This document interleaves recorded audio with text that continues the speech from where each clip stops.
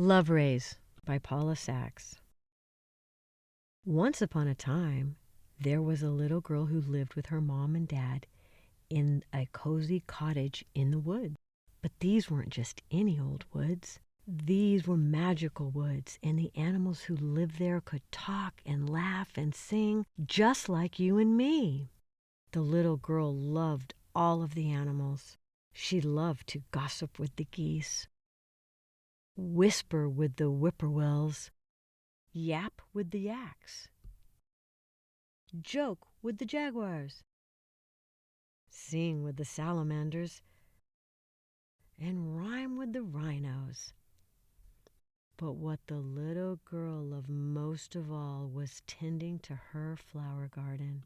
Every day the little girl came down from her cozy cottage to water the flowers with her bright yellow watering can. Some days she pulled weeds. Some days she shooed away hungry caterpillars. And some days she just lay in the grass and watched her flowers drink up the warm sunshine. She knew the sun rays made the flowers grow. One day after the sun went down, the little girl came back to her cottage feeling very sad. "What's wrong?" asked Mom. "The sun makes the flowers grow," the little girl said. "I wish the sun rays could make me grow too." "But you are a little girl, not a flower," said Mom. "Sun rays don't make little girls and little boys grow. Love rays do." "Love rays?" asked the little girl. "What are love rays, and where can I find some so I can grow?" The little girl's mother gave her a big warm hug, then gave her a big warm smile. "Why, don't you know?" she asked. The little girl felt much better, like she always did when her mom or dad gave her big warm hugs and smiles. But she still didn't know what love rays were or where to find them. "How about this?" said Dad. "How about you go ask your animal friends about love rays?" "Yes," said the little girl. "I'll go in the morning, and I'll find love rays. I just know I will." Mom and Dad smiled and tucked her into her comfy bed, and the little girl fell asleep, snug and warm. The next morning the little girl watered her flowers, then hurried into the woods to find her animal friends. She hurried so fast that she got lost in the woods, and she began to feel afraid. But then her big, strong friend the lion came walking down the road. "Why are you afraid?" Lion asked. "You're always safe in the woods." "You are safe because I am with you." The little girl scratched Lion on her fuzzy chin. That was Lion's favorite thing, and asked, "Lion, what are love rays?" Lion smiled. "Why, don't you know?" she asked. The little girl felt much safer, like she always did when Lion smiled at her. But she still didn't know what love rays were, so she hurried off to find them. The little girl came to a shady part of the woods. It was so shady that she was afraid that her friends wouldn't be able to see her. But then her wise old friend the owl hooted at her from a branch just above her head. "Why are you worried that no one will be able to see you?" Owl asked. "Remember, I can always see you no matter how shady or bright it is." The little girl reached up to tickle Owl's toes. That was Owl's most ticklish part, and said, "Owl, what are love rays?" Owl smiled. "Why, don't you know?" he asked. The little girl felt much better knowing that Owl could see her, but she still didn't know what love rays were, so she hurried off to find them. The little girl was beginning to feel that she might not ever find love rays. She sat down on a stump and began to feel sad. But then her furry little friend the rabbit hopped onto her lap. "Why are you sad?" Rabbit asked. "I've tried and tried, but I can't seem to find what I'm looking for," the little girl said. "There, there," Rabbit said. "Everything will be fine. You'll see." The little girl kissed Rabbit's pink nose. That was Rabbit's favorite thing, and asked, "Rabbit, what are love rays?" Rabbit smiled. "Why, don't you know?" he asked. The little girl felt much less sad, like she always did when Rabbit snuggled in her lap.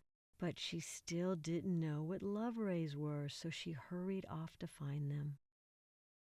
The little girl suddenly remembered her flowers. She worried that she wasn't doing a good job taking care of them today. And then she worried that she wasn't doing a good job finding love rays either. She was beginning to feel like she just wasn't good at anything at all. She plopped down next to the clear pond and began to feel down on herself.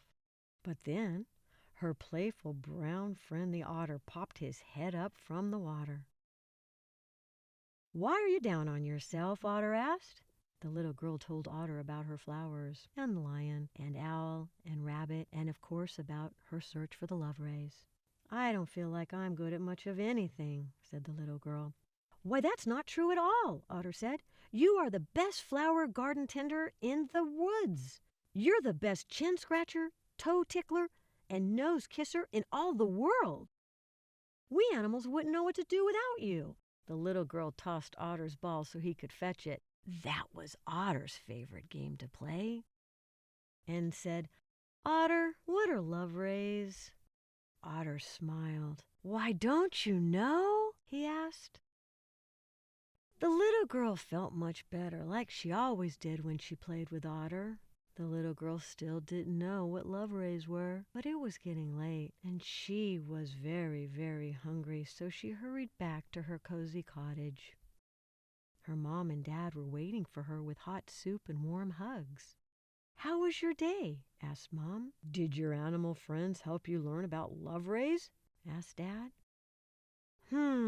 Said the little girl. "When I was afraid, Lion made me feel safe. When I wandered into a shady place, Owl saw me just fine. When I was sad, Rabbit comforted me. And when I began to feel down on myself, Otter reminded me how important I am."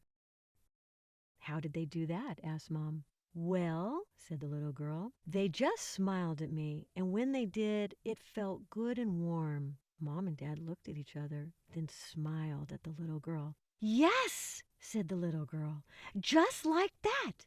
They looked at me just like that, and I could feel love shining from their eyes like—" "Like rays shining from the sun?" asked Dad. "Are you sure you don't know what love rays are?" "Oh!" cried the little girl. "But if you knew what love rays, why didn't you tell me?" "If you told your flowers about sun rays, would it help them grow?" asked Dad. "No," said the little girl. "They have to feel them to grow." "That's right," said Mom. "Just like little girls and little boys have to feel love rays to grow." "That's why we sent you out to search for them," said Dad. "We knew you could do it." The little girl was so excited. She wanted to rush back to the woods and thank her friends. But it was bedtime, so her mom and dad tucked her in her comfy bed. "Tomorrow you can go thank your friends," said Mom.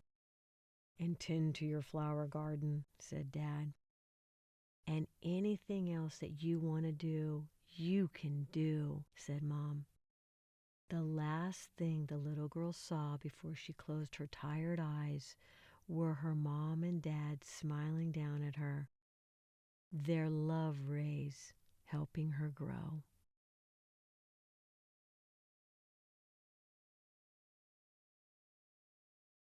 The end.